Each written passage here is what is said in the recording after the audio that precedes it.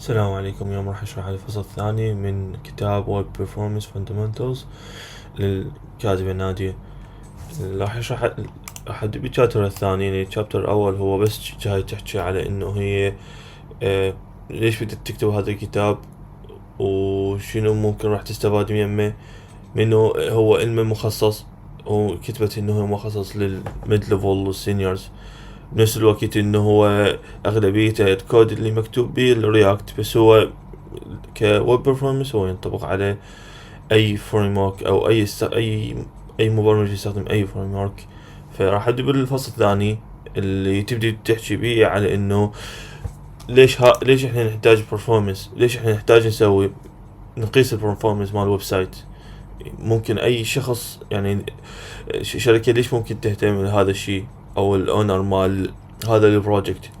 هي تحكي على انه اكو هواي اكزامبلز مواقع بينت انه حتى لو اكو امبروفمنت 100 ملي سكند بالسايت بالموقع، السرعة مال الموقع، فهي راح تأثر هواي، وراح تزيد عدد المشاهدات من الصفحة.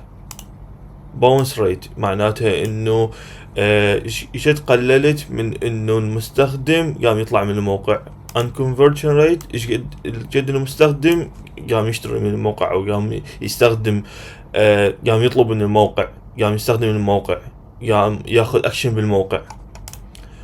ويقول انه هذا الريبورت يعني 50 صفحة بس يحكي على هذا الموضوع. تحكي على انه اكو هواي كيس ستاديز على جوجل ويب برفورمانس على هذا الموقع، على انه شلون اكو مواقع فادها هالشي. تحكي على شركة مثل فودافون، فادها انه اكو 31% improvement in largest contentful paint، اللي هو انه المحتوى الاكبر من الصفحة حمل قد طول عن ما يحمل. من هذا زاد انه زادت المبيعات ب8%.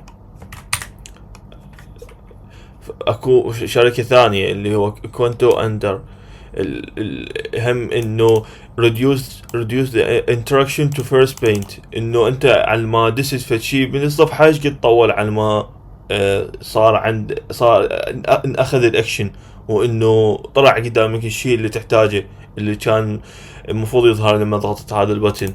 collection of case studies موجودة بهذا الموقع. فهي تقول انه شلون تبدي تقيس how to start measuring CR UX، انه هو اللي هو كروم UX، كروم user experience يعني ريبورت. تقول انه هذا انت تحتاجه على مود تقيس الريل يوزرز. هاي ماخوذه من اليوزرز اللي مستخدمين جوجل كروم، ماشي. فهي مجموعة على فهم جمعين من كل المواقع، وبنفس الوقت قدروا انه انت تقدر تستخدم هذا الموقع عمود تشوف انه تحط الرابط مال الموقع مالتك، تقدر تعرف ايش قد الاحصائيات مال هذا الموقع كبرفورمانس وسوالف انتراكشن تو فيرست بينت، لارجست كونتنتفول بينت، تايم تو فيرست بايت. طبعا كلها احكي بيها بعدين.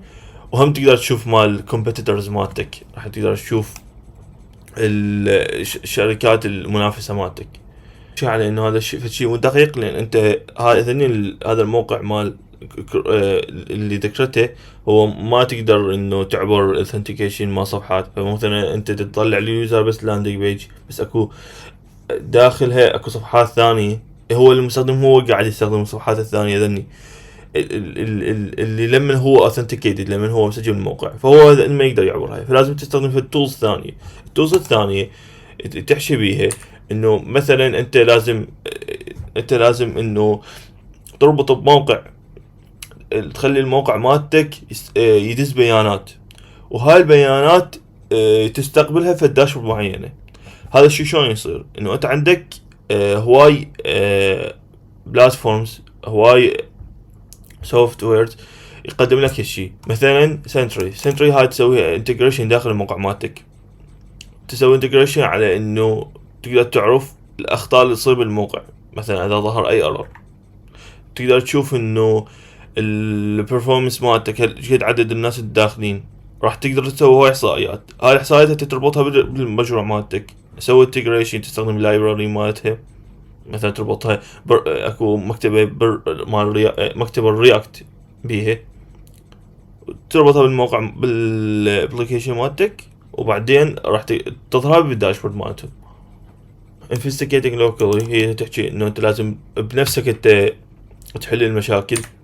بمعنى انه انت هسه جاء واحد يقول لك اكو مشكله، انت عرفت بالمشكله، عرفت انه اكو مشكله بالبرفورمانس، بس انت شلون راح تحلها بعدين؟ انت تحتاج بنفسك تجرب بالمتصفح باللوكل هوست، خلينا نقول مثلا. فانت تجرب باللوكل هوست وتشوف انه وين تريد توصل. وهاي هذا خلاص، هاي تحكي على الفصل الثاني.